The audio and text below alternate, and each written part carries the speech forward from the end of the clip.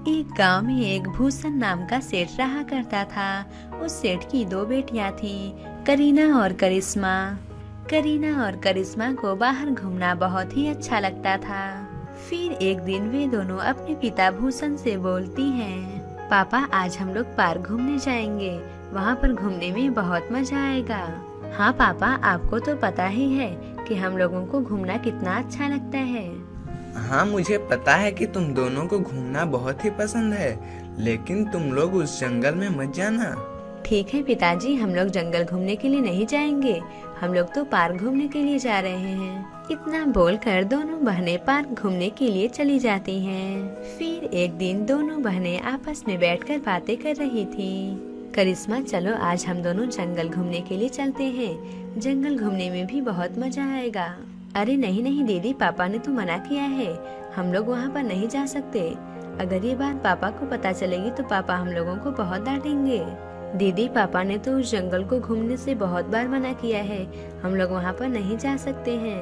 अरे करिश्मा, हम लोग वहाँ पर क्यों नहीं जा सकते हैं?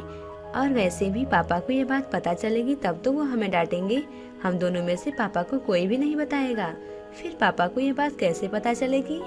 ठीक है दीदी, लेकिन हम दोनों वो जंगल जल्दी घूमकर घर वापस लौट आएंगे। इतना बोलकर करीना और करिश्मा जंगल घूमने के लिए चली जाती हैं। वो जंगल देखने में बहुत ही सुंदर था। करीना उस जंगल को देखकर बोलती है, अरे करिश्मा देखिए, जंगल देखने में कितना सुंदर दिख रहा है। फिर पिताजी हम लोगों को यहाँ पर आने के लिए क्यों मना कर रहे थे? हाँ दीदी, सच में ये जंगल देखने में तो बहुत ही सुंदर दिख रहा है। चलो दीदी, हम लोग और आगे चलकर जंगल घूमते हैं। फिर दोनों बहनें जंगल घूमने के लिए और आगे चल देती हैं। वे दोनों और आगे जा रही थीं, तभी करीना की नजर एक सुंदर से घर पर पड़ती है।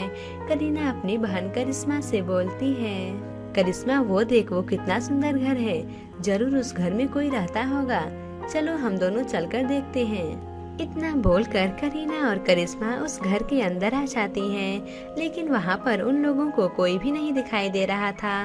तभी उन दोनों की नजर दो सुंदर ड्रेस पर पड़ती है। दीदी वो देखो, वहाँ पर कितनी सुंदर ड्रेस है, चलो हम लोग एक एक ड्रेस ले लेते हैं। इतना बोलकर दोनों बहनें अपने लिए एक एक ड्रेस को लेकर घर चली आती हैं।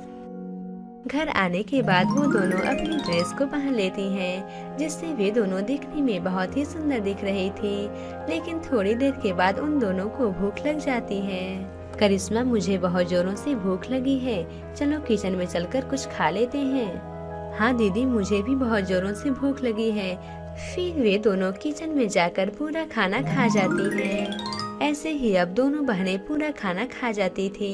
इस कारण भूषण के घर में खाना बनाने वाली कोई भी नहीं आती थी, क्योंकि करीना और करिश्मा जब तक सो नहीं जाती थी तब तक पूरे दिन वे दोनों खाना ही खाती रहती थी। फिर ऐसे ही कुछ दिन बीत जाते हैं। फिर एक दिन भूषण के घर में एक नई नौकरानी खाना बनाने वाली आती है।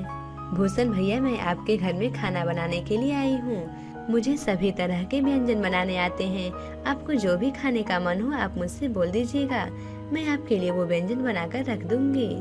काम वाली की बात सुनकर भूषण बहुत ही खुश हो जाता है और वो बोलता है, तुम बस मेरे दोनों बेटियों को ही खाना खिला दो, वही बहुत हो जाएगा। पता नहीं उन लोगों को क्या हो गया है, कुछ दिनों से बहुत ज्यादा खाना खा रही हैं। आज से उन दोनों को खाना खिलाने की जिम्मेदारी तुम्हारी है, तुम अच्छे से काम करना। फिर काम वाली किचन में खाना बनाने के लिए चली जाती है। थोड़ी देर में वो काम वाली बहुत ही सुंदर सुंदर व्यंजन बनाकर तैयार कर देती है। तभी वहाँ पर करीना और करिश्मा आती हैं और साथ में भूषण भी आता है। मालिक, खाना खाइए और मुझे बताइए कि खाना कैसा बना है। अगर खाने में कोई भी कमी हो तो आप मुझे बता दीजिएगा। अरे मेरे भाग्य में तो कुछ दिनों से खाना खाना ही नहीं लिखा है। मेरी बेटियों से अगर खाना बचेगा तभी तो मैं खाऊंगा, नहीं तो पानी पीकर रोज की तरह सो जाऊंगा। फिर दोनों बहनें जैसे ही खाना खाने के लिए अपना मुंह खोलती हैं, पूरा खाना उन दोनों के मुंह में चला जाता है। पूरा खाना खा जाने के बाद भी करीना बोलती है, अरे आपने कितना कम खाना बनाया था, पूरा खाना खत्म हो गया, फिर भी मुझे बहुत जोरों से भूख लगी है, आप मेरे लिए और खाना लाइए। हाँ मुझे भी और खाना चाहिए, मुझे बहुत जोरों से भूख लगी है। मालिक, ये मेरे साथ क्या हो रहा है, मैं इतना खाना बनाई थी फिर भी खाना कम पड़ गया है। मैं कोई सपना तो नहीं देख रही हूँ। हाँ, तभी तो मैं तुम्हें बुलाया हूँ। ये दोनों सोने के अलावा दिन भर खाना खाती रहती हैं। पता नहीं इन लोगों को कुछ दिनों से क्या हो गया है। ठीक है साहब, जब तक ये दोनों सो नहीं जाती हैं, तब तक खाना बनाकर खिलाने की जिम्मेदारी मेरी है। इतना बोलकर काम वाली फिर से खाना बनाकर लाती है। फिर दोनों बहनें जैसे ही अपना मुंह खोलती हैं, सारा खाना उन दोनों के मुंह में चला जाता है। फिर रात होते ही दोनों बहनें अपने कमरे में सो जाती हैं। उन दोनों के सोने के बाद काम वाली सोचती है, आखिर क्या बात है इन दोनों लड़कियों में जो ये दोनों इतनी खाना खा रही हैं। इतना खाना तो कोई भी नहीं खाता है। मुझे इसका पता लगाना ही पड़ेगा कि आखिर इन दोनों को हुआ क्या है जो ये दोनों इतने खाना खा रही हैं। फिर काम वाली उन दोनों लड़कियों पर नजर रखने लगती है।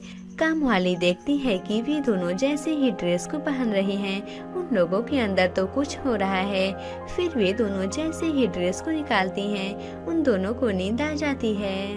करीना और करिश्मा को नींद इसलिए आती थी क्योंकि वो दोनों सोने से पहले अपनी ड्रेस निकाल दिया करती थी। बात ये है कि वे दोनों जंगल से जो ड्रेस लाई हैं, वो एक भूतिया ड्रेस है। काम वाली को जब ये बात पता चलती है तो काम वाली सारी बात भूषण से बताती है। अच्छा, तो ये बात है। लगता है मेरे मना करने के बावजूद भी वो लोग जंगल घूमने के लिए गई थी। मैं उन दोनों को जंगल में ना जाने के लिए बार बार मना कर रहा था, लेकिन उन दोनों ने मेरी बात नहीं सुनी। मालिक, मुझे लगता है उन दोनों ड्रेस को हम लोगों को जला देना चाहिए। उन दोनों ड्रेस को जलाने से क्या पता करीना और करिश्मा फिर से पहले जैसा हो जाए। चलिए मालिक, उन दोनों ड्रेस को हम दोनों जला देते हैं। हाँ, तुम सही कहती हो।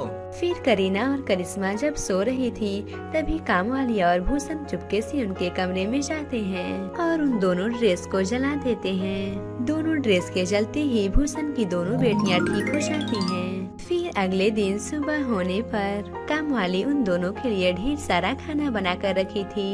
इतने ढेर सारे खाने को देखकर करीना बोलती है, अरे पिताजी, इतने ढेर सारे खाना भला कौन खाएगा?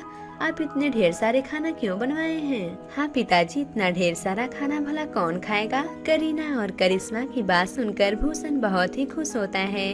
भूषण समझ जाता है कि उसकी दोनों बेटियां ठीक हो चुकी हैं। फिर भूषण पिछले कुछ दिनों से हो रहे सारी बात उन दोनों को बताता है।